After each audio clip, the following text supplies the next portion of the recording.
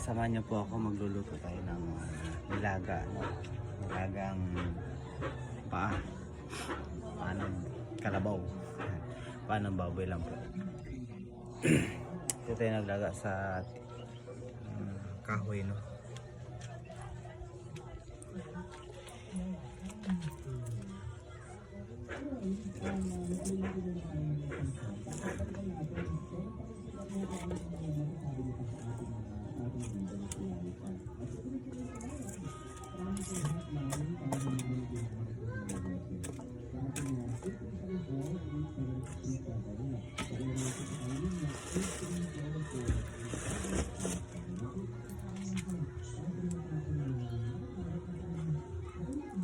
Ganda dito magluto kahit pa paano makakatipid.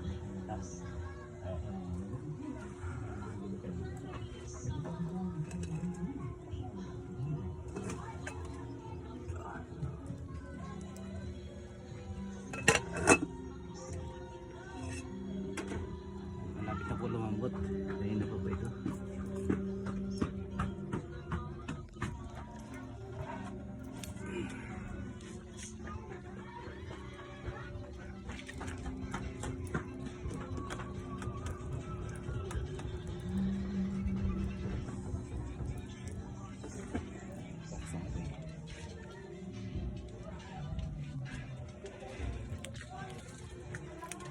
Mahal po kasi ng gasol ngayon. Kailangan mag-alternate ng luto, no?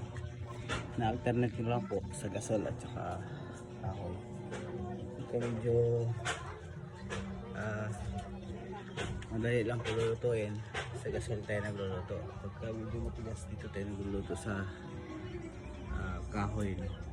So, balik tanaw ng probinsya. So yun na po mga kababayan. Maraming salamat po. Share ko lang po